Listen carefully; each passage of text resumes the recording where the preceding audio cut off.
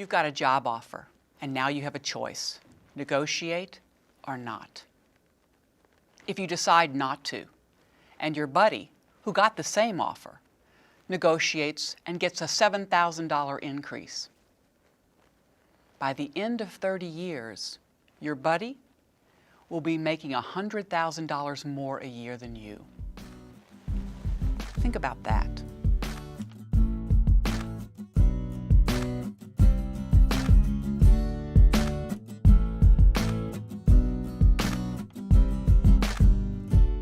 My husband's a trained chef. Do you know that chefs don't have recipes for all those sauces? They know the structure of a sauce, and so regardless of the ingredients they have, they can make a great sauce. And that's what I want for you. I'm not going to give you a recipe for a particular negotiation. Rather, what I want to do is give you the structure of a negotiation so that you can be successful regardless of what you face. I want to propose a new way of thinking about negotiation and what you're trying to achieve in that negotiation. And then what I want to do is give you 4 steps to help you be more effective in getting what you want. Folks typically see negotiation as an adversarial process and are uncomfortable because they're concerned that other folks will think of them as too demanding, too greedy, not nice, or socially awkward. What I want to do today is get you to change the frame of how you think about negotiation, moving it from an adversarial process to one that is problem solving. And problem solving is collaborative. I want to solve our problem in a way that's good for you, but also gives me more of what it is I want.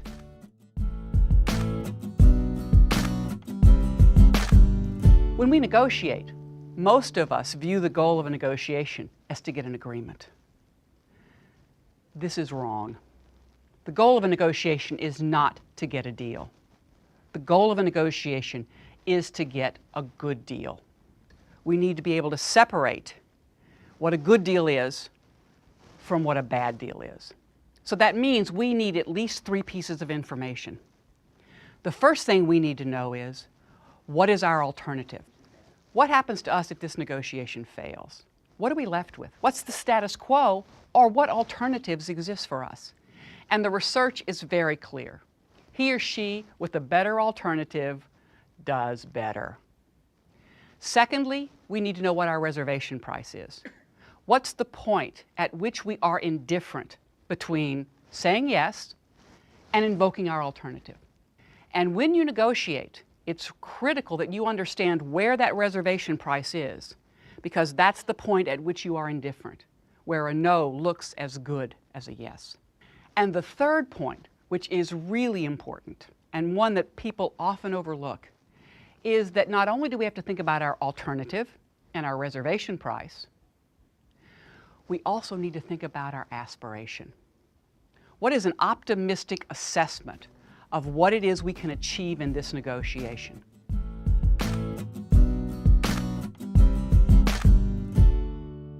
So how do you get more of what you want?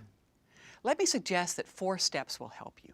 The first step is to assess the situation. Is this a situation where I can have influence on the outcome, to change that outcome in a way that makes me better off? And I need to weigh the potential benefits from negotiating with the potential costs for negotiating. And will the benefits outweigh the costs? The second step is I need to prepare. And there are really 2 aspects of this step.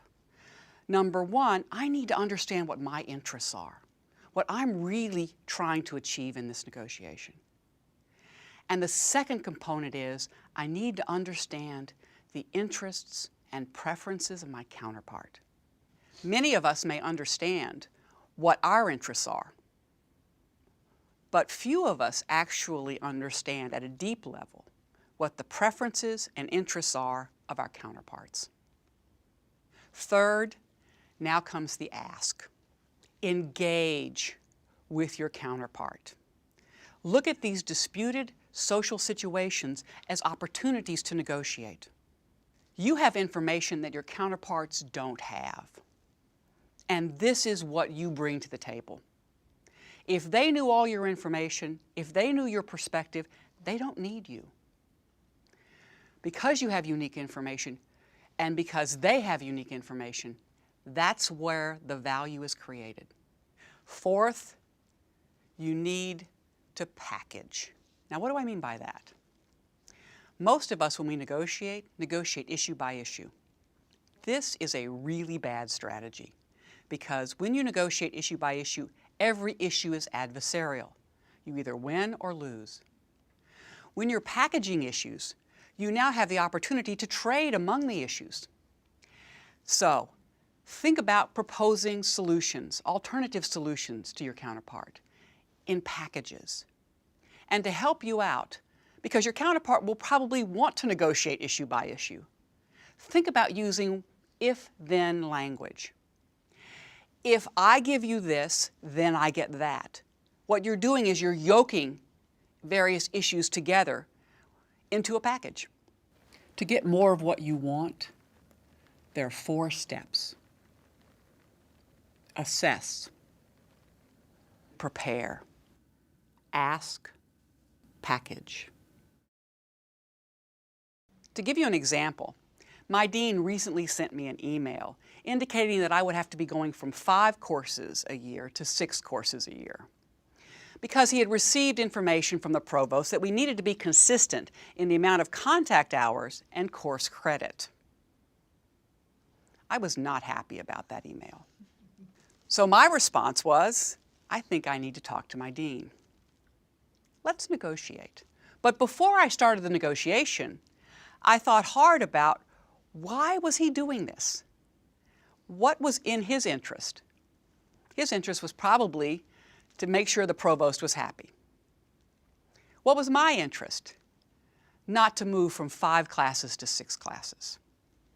And it turns out I teach 2 different types of classes, MBA electives and then some specialty classes. There are lots of folks who teach MBA electives. There are very few folks who teach specialty classes. So I thought I should focus on the specialty classes. So then I went for the ask. I set up a meeting, and part of that meeting was to verify the information that I had gathered in my planning session. And it did turn out to be true. He was interested in making the provost happy. So then came the proposal that packaged our interests. He said he wanted consistency between contact hours and credit. So what he did is he changed the credit to match the contact hours. I suggested, why not change the contact hours to match the credit? Because it turns out that in my courses, in my specialty courses, we always went over. So while they were 3 hours, it was common that we would go for 3.5 to 4 hours. So let's make them 4-hour courses and keep me at 5 rather than move me to 6. He said to me, I never even thought of that. And why didn't he? It wasn't that weird. Because he didn't have the information that I had, that my classes routinely ran over. And so when I gave him that information, it created a solution that made him as well off as he was and made me a whole lot better. By the way, I was the only faculty member to get an exception.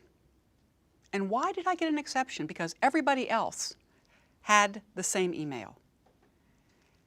For 2 reasons. 1, I decided to negotiate. And number 2, I provided him with a solution that made us both better off.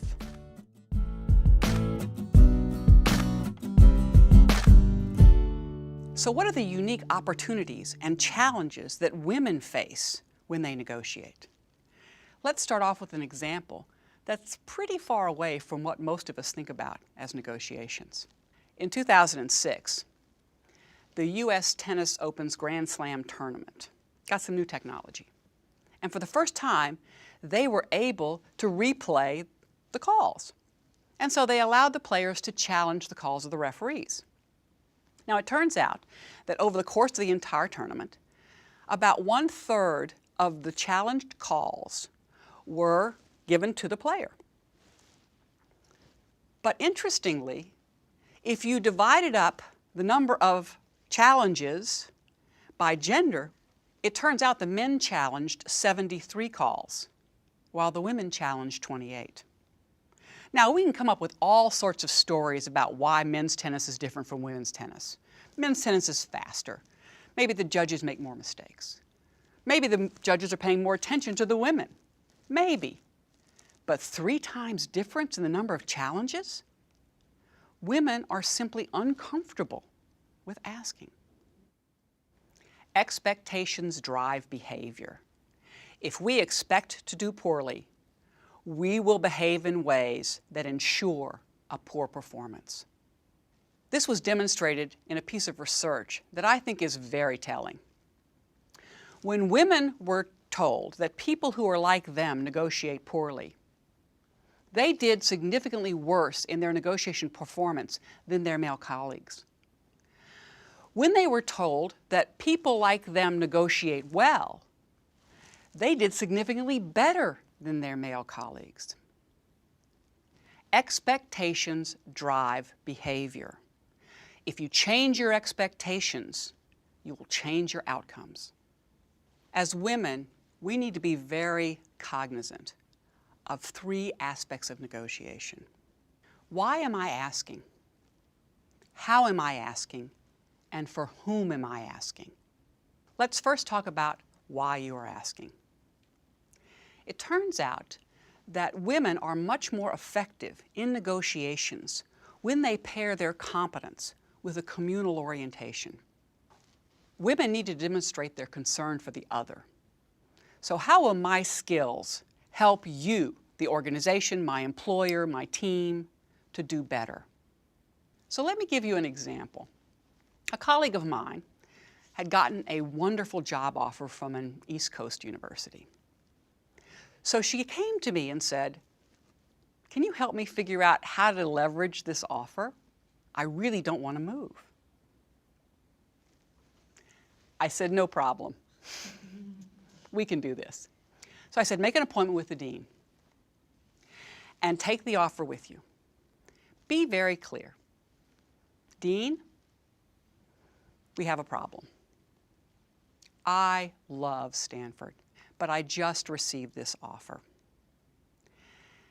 And it's an attractive offer. I need some help. Can you help me figure out how to stay here?" She wasn't making a demand. She wasn't giving an ultimatum. She was saying, "Can you help me?" Communal problem solving. How are you asking? Male evaluators penalize female negotiators in a single issue distributive negotiation when I ask for more money, in ways that they do not penalize her male counterparts. Female evaluators penalize both males and females for asking for more. Why the women were penalized was because they were perceived as being too demanding and not nice. Now note I said a single issue. They were negotiating issue by issue. So, how can I help you with this pool of resources that I need to do my job more effectively to make you better off? And packaging. Communal packaging.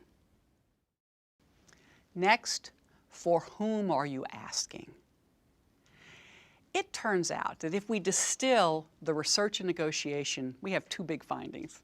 Number 1, you're better off negotiating for yourself if you're a man. Number 2, if you're negotiating for me, I am much better off if you are a woman. Women outperform men in representational negotiations between 14 and 23%. This is huge. So I use this all the time. When I negotiate, I don't negotiate for myself. I negotiate for my husband, my 4 dogs, my 7 horses, and my 14 chickens. That's a lot of mouths to feed, and it works.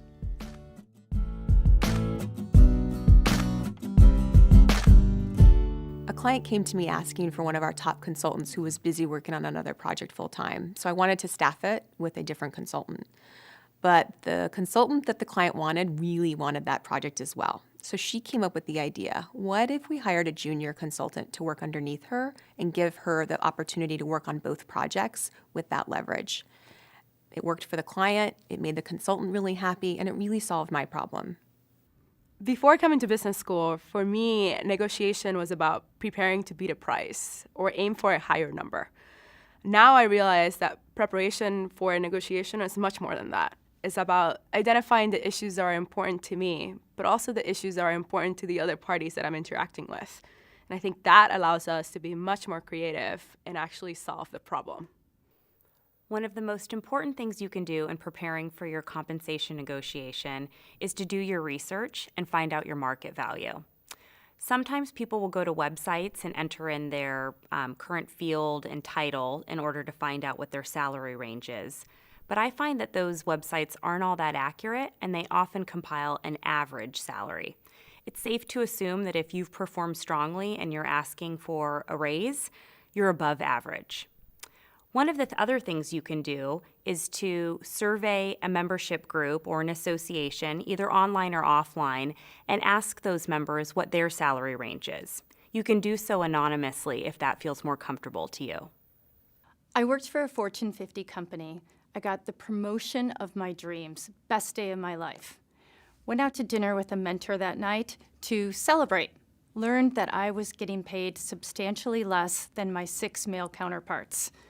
He said, "You've got to go back in there and renegotiate."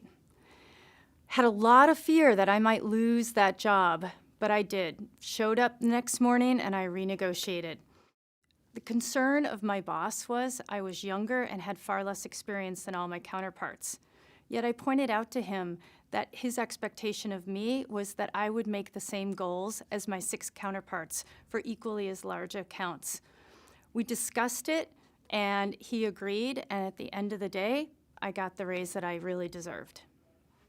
When you're considering negotiating, you need to be very honest with yourself.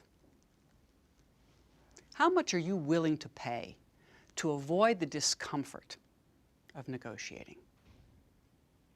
And if you decide that you're going to negotiate, you need to be strategic in how you ask.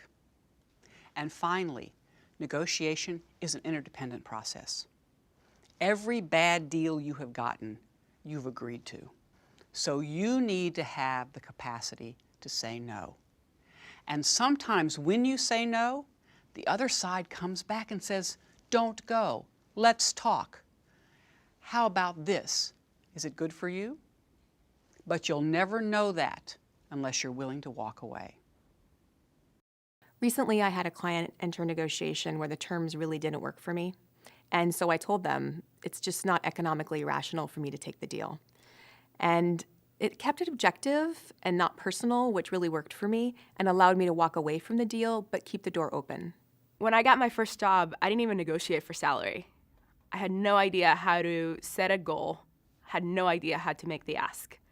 Now it's a little bit different. I understand how to set an aspirational goal, and in that preparation, I get to the point where I understand how it benefits all the different parties that are involved. But you really do have to understand how you feel in order to understand what it is that you want. Because if you don't know what you want, you can't negotiate for it. Earlier in my career, I realized that the types of projects I was going to get to work on and the people I was going to get to work with would be invaluable experience for me to gain for later on. So when I received a promotion, I took that time not just to negotiate my cash compensation, but my total package. In this way, I was able to ensure that I was able to focus on a particular industry and also get to work with team members who I knew would invest in my own development. When I was hiring people, it struck me that men negotiated quite frequently, and women were not negotiating. And when they did negotiate, women would have a number in their mind of what they wanted, but they wouldn't be able to back into how they got that. They didn't explain to me that they did a competitive assessment. They didn't tie it to the results and goals that I was hiring them for and why, based on their experience, they were a perfect fit and they were going to meet those goals for me, and therefore they wanted a package that would include X. They needed to come in prepared and just persuade me that they could meet my needs. I've been on both sides of the negotiation, first running compensation for a large organization, and now as I place people in jobs. And where I've seen women be most successful is when they frame their ask in terms of how it reaches the business goals. So go ask. Just always keep in mind, how does it help the company as well? What I've noticed before as candidates negotiate their compensation package is that sometimes the negotiation process can get so heated and both parties can get so focused on what they're looking to get out of it that the candidate's enthusiasm and hunger for the job can get lost. Therefore, remember when you enter this process that you want your future employer and your boss to know that you're not only excited about the opportunity, but you're hungry to get in there and start the job. Let's start with baby steps. Don't start off with a negotiation where there's a big relationship risk. Rather, start a negotiation where the relationship is possibly not even important, where there's less risk to you, to experiment, to try. So let me give you an example. Think about going to a department store. And I don't know about you, but I am a shoeaholic. I love shoes. Unfortunately, with my job, I spend a lot of time in boring black pumps. But sometimes when I go to shoe sales, there are shoes that sing to me.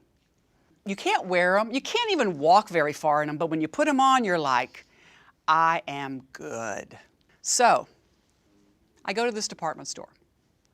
It's the sale. They have a sale like once every 6 months. I'm there when the store opens. And I find the boring pairs of black pumps that I'm going to have to buy. And then there's a shoe that from the rack was singing to me. And I found them, and they were in my size. It was great. I was so excited. But then I looked at the price.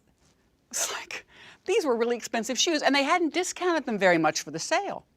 And I said to the guy, I said, I'm going to buy these shoes here. These are beautiful. I want them, but they're too expensive. Can you help me? And he said, no problem, ma'am. Here's what you do.